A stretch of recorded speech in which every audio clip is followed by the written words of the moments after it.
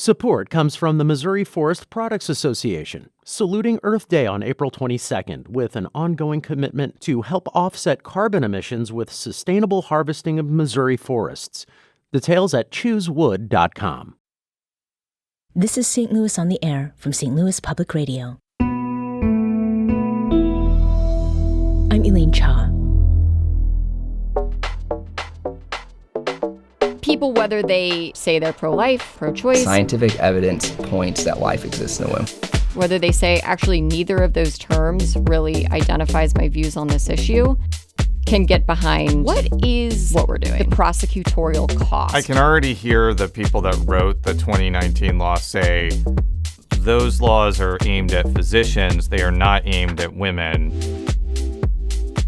We are prepared for this.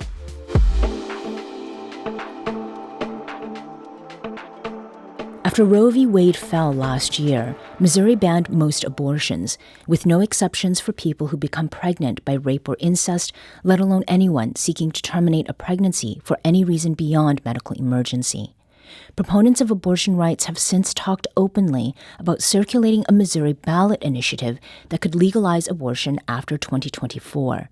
That follows footsteps taken in other states where leveraging the initiative petition has enshrined abortion rights protections, or beaten ballot items that would have substantially curtailed access to the procedure. So far, two groups have come forward with initiatives.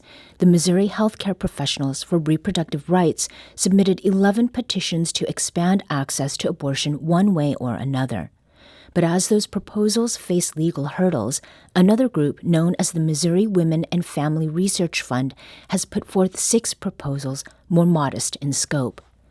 One unusual aspect of the Missouri Women and Family Research Fund is who's leading it. Jamie Corley is a Republican who's worked for several high-profile GOP lawmakers, and the St. Louis native is trying to make a case that her initiatives will find favor with a conservative electorate because even Republicans think what exists now is too extreme.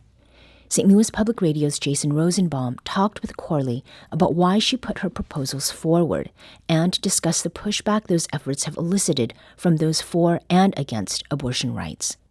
What are you trying to achieve with the 6 ballot initiatives that you submitted to the Secretary of State's office? Yeah, so our goal is to give voters an opportunity to change the current abortion law in Missouri, which, as you know, has 0 exceptions for rape, incest, a very opaque life of the mother carve out, no exceptions for fetal abnormalities. So we've put forth 6 petitions that all of them enshrine access to those exceptions. They include immunity against criminal and civil prosecution for women and doctors. And 3 of the initiatives say the government can only regulate abortion after 12 weeks, so only in the last 2 trimesters. What is going to be the decision point about whether you go forward with just the exceptions or whether you go forward with the 12-week window? Yep. So we want to make sure that we have a pathway to passage for whatever we put in front of voters. So this is really going to be a conversation with voters about what they want to see in November. You know, we assume this is going to be on the ballot in November 2024. We will assess that. You know, what do voters want to see? What is most passable? As you can imagine, these initiatives have received criticisms from both sides of the abortion debate. I think when we were talking, when they were announced, we predicted that this would happen. Mallory Schwartz of Abortion Action Missouri called your initiatives, quote, an anti-abortion trap, adding that exceptions don't actually make abortion accessible for survivors and allow anti-abortion politicians to falsely signal compassion when there is none. What's your response to that? You know, I would say that is, you know, that's really disappointing. We would say that, you know, women who have been victims of assault and rape would find these exceptions very meaningful. Why do you think that? Well, right now they don't have access to make a determination about their pregnancy outcome. The government has decided they have to carry a pregnancy to term. So giving them access to make their own decision about a pregnancy that they had no say in doing, right? They were raped. They were victims of assault. We find that compassionate, and we find those exceptions very meaningful. So there are 11 abortion initiatives that were put forth by a physician named Anna Fitzjames. And a lot of people on the pro-abortion rights side would say those are the ways to go here, not your initiative. Why do you think that they may be mistaken? So these initiatives have to pass with the majority of voters in Missouri. That is the only way that we are going to expand abortion rights in our state. What my response to the 11 petitions, and I've been asked this, multiple times. And they do a lot of different things, right. but they are clearly more expansive than what you're putting forward. Right. I think that goes without saying. But. Absolutely. And maybe it's worth taking a minute to say that I believe 2 or 3 allow the government to regulate after fetal viability and after 24 weeks. The most of them have, they say no, the government cannot regulate abortion throughout pregnancy with various carve-outs. Again, this has to pass with the majority of voters in Missouri. We must have a different assessment of what Missouri voters want to see and what they're willing to vote on. Now, it has also been attacked by groups that oppose abortion rights. Here's a clip from Sam Lee, who is with Campaign Life Missouri, who is making the argument that your initiative is not as incremental as it is being advertised. Just the mere assertion that there's some sort of health or risk would allow her to have an abortion at any time. So, I mean, that's just sort of a look at that. But I get why they're written this way, to try to appeal to those voters who might not look at the fine print and might not understand the legalities of all this and think that this is a reasonable proposal. So you have strenuously pushed back against that argument, but why is Lee incorrect in his assertion? What Sam Lee is saying is that the way that we have described this protection for the mother is worded as some sort of loophole that allows abortion at any time. That is absurd. Exceptions that protect the mother and her, the mother's life are sacred cows. They are in every single abortion law in the United States. 87% of Missourians, when asked if this is an appropriate exception, agree. I will say that was a really surprising response, because the current law that he was instrumental in writing has no gestational limits on the medical emergency clause that would allow a doctor to perform an abortion if it was a medical emergency. So my response to that is, did every Republican in the House and the Senate, except one, vote for a bill that allows late-term abortion in some instances? I don't think any Republican would frame the current law like that. I think that when we talk about abortions that happen after, let's just say, 24 weeks of pregnancy, almost always it's because there is something fatally wrong with the baby. Right. And the baby would die if the mother gives birth. Right. What sort of parameters are in your initiatives that would allow somebody to terminate a pregnancy in that type of scenario? Fatal fetal abnormalities, there's a medical definition for this. The fetus is likely to not survive in utero or likely to die within 28 days of delivery. These are catastrophic, unthinkable diagnoses. Our initiatives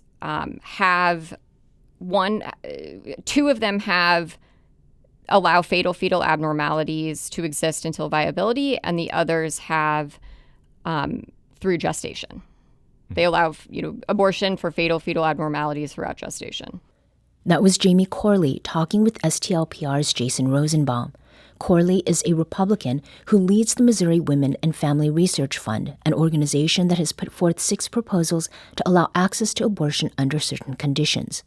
Let's get back to the conversation. Some of the people that I've talked to about your initiative expect it to face the same type of legal roadblocks that other abortion-related initiatives have faced. There have been lawsuits over the fiscal notes. There's currently a lawsuit over the summary statements. And frankly, some Republicans, like Senator Andrew Koenig of Manchester, want Republicans to do this. This is a clip from a recent edition of St. Louis Public Radio's Politically Speaking. What would you say to people who believe that Republicans are gumming up the works here to prevent this from going to voters because every day that they're either suing over the fiscal note or dealing with the summary is the day that they can't collect signatures? Yeah, I mean, I support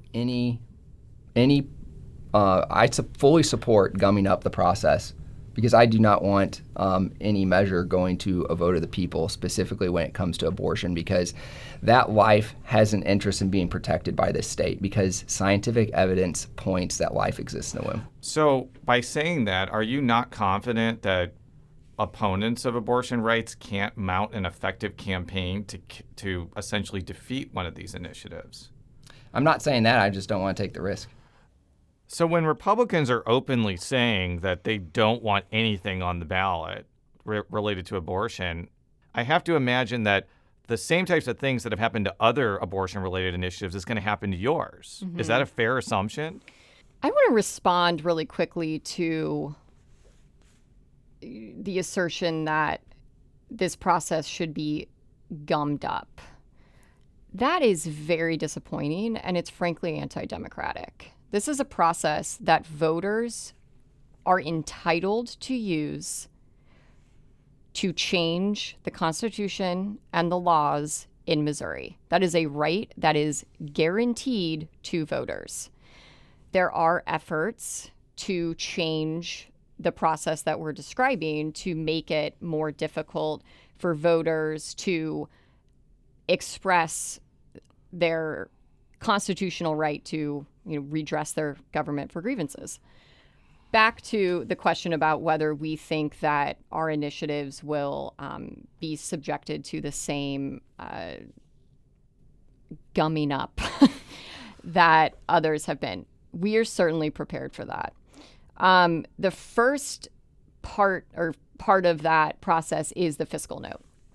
So there, you can probably explain it to your listeners. Yes, a fiscal note is devised by the state auditor, and it provides voters with an estimate on how much a ballot initiative could either cost the state, or in the instances where it's like a tax increase, how much revenue it will come into the state. Now, Scott Fitzpatrick, who's the state auditor, is probably going to oppose your initiative, and he certainly opposes the aforementioned 11 initiatives, but he has said that he doesn't think that those initiatives, the 11 ones, will cost money. Other people, including the Attorney General Andrew Bailey and several state legislators, think it could cost potentially billions of dollars. And there's currently a lawsuit over that going on right now. But Continue. Yeah. So if one aspect that we think has been really missing from the debate around the fiscal note is how much does it cost taxpayers to keep the current law intact? So the current law makes it a criminal offense to perform an abortion or to get an abortion. There's an incredibly ambiguous loophole about whether women can be directly prosecuted for taking the abortion pill. What is the prosecutorial cost to taxpayers if an activist attorney general, an activist prosecutor were to start enforcing that law? And I want to the abortion pill is something that I've written about extensively. I've written op-eds in Politico. It's something that I think that is a really important part of this policy debate. And Marjorie Dansfeller, the president of Susan B. Anthony List, she's quoted as saying people who are trafficking these pills should be in jail for trafficking. So what I would be curious about is what types of surveillance tools could be used to track abortion pills, mailing abortion pills, what type of, investigating complaints that, doctors, if there are complaints alleged that doctors are performing abortions, what type of tools and how much money are government officials willing to spend to investigate, surveil, and prosecute abortion? I can already hear the people that wrote the 2019 law say those laws are aimed at physicians. They are not aimed at women. What you're saying is not true. How would you respond to that? Well, first of all, everything that I just said still applies to physicians. You can still investigate physicians. You can there's still the opportunity that someone would allege that a physician performed an abortion illegally. So it still applies. I would actually love for Republicans to clarify if women can be directly prosecuted under the abortion law, because the way the current abortion law is written, it says that women shall not be prosecuted for conspiracy to violate. That word conspiracy doesn't exist in any other abortion law in banned states. It just doesn't. We've looked at all of them. So legal scholars, I'm not the only person saying this, legal scholars have said that leaves women open. You can't conspire with oneself. So that leaves women open to being both the provider and the patient when she puts her pill in her mouth. And as we know, women can terminate a pregnancy with abortion pills at home. Going back to the question about the lawsuits that are almost certainly to come, is there any fear that that may gum up the work so much that you're not going to have enough time to get the over 170,000 signatures in a certain amount of congressional districts for this to be on the ballot? We are prepared for this. So we watched what was happening to the other initiative petitions. So we're not Pollyanna-ish about walking into this process and thinking this is potentially going to be smooth sailing. I was at an event of Democratic voters in Manchester earlier in September, and I was asking them, do you want to vote on legalizing abortion? Everybody said yes. But when I started asking them about, what do you want to see in the initiative, the answer was very similar to what U.S. Senate candidate Wesley Bell told me after he spoke to them. Reproductive rights are human rights. We're talking about having autonomy over your body.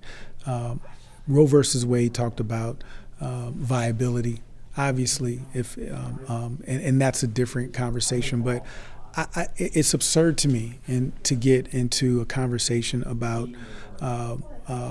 weeks and things of that nature when we are in a state that women have no control over their body. So let's codify Roe, then we can have other conversations, but we got to do that first and foremost. Would you say that the details matter here, or do you think that their sentiment is well taken? That's a really interesting clip from candidate Bell, because at the end he says, let's codify Roe. That's actually a departure from what some very pro-abortion groups have been saying in Missouri. So this is something that has been reported on both recently in articles or outlets like Mother Jones, and that there's a massive fracture within the pro-choice movement, actually within the pro-choice movement in Missouri, over whether viability goes far enough. So I would say, Democrats may say details don't matter, but actually they're the ones debating internally about where to go from here. One of the notable things about this initiative is you are a Republican. You used to work for several Republican legislators. Is the fact that you are putting this initiative forward a sign that Missouri's status quo, which is 0 weeks and no exceptions except for, quote, medical emergencies, is a bridge too far even for Republicans? I think most Republicans, voters, certainly do not want to see a total ban on abortion. I'm obviously a Republican, but this is not a Republican or Democrat or pro-choice or pro-life initiative. In fact, this is something, the petitions that we're putting forward are people, whether they say they're pro-life, whether they say they're pro-choice, whether they say actually neither of those terms really identifies my views on this issue, can get behind what we're doing. What do you think is at stake in the next election for Missouri voters in terms of whether your initiative makes it past the finish line? What do you think that the stakes are about whether this passes or fails? There is an enormous amount of urgency to pass changes to the current abortion law. It is dangerous to be pregnant in Missouri. It's dangerous to be pregnant in any state with total bans. This is not fear-mongering. It's not hyperbolic. We are seeing stories of women who are dying or incredibly faced with just unbelievable medical complications because they weren't able to get the care that they needed and deserved because of draconian abortion laws. That was Jamie Corley, Republican and Executive Director of the Missouri Women and Family Research Fund. The organization has put forth several proposals that would make abortion exceptions for cases of rape, incest, and fatal abnormalities. Corley spoke with St. Louis Public Radio's Jason Rosenbaum about the pushback those proposals have gotten from liberals and conservatives.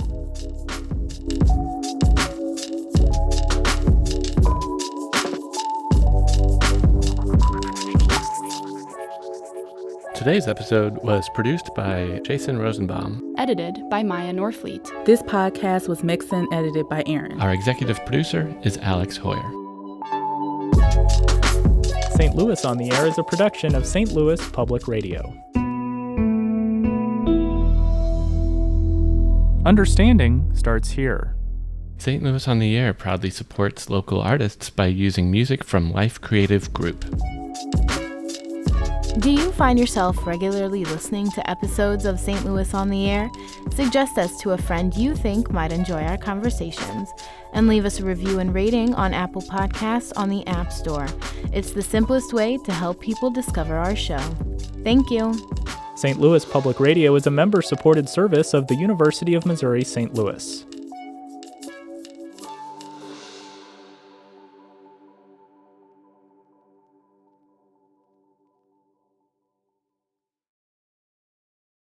Support comes from the Missouri Forest Products Association, saluting Earth Day on April 22nd with an ongoing commitment to help offset carbon emissions with sustainable harvesting of Missouri forests.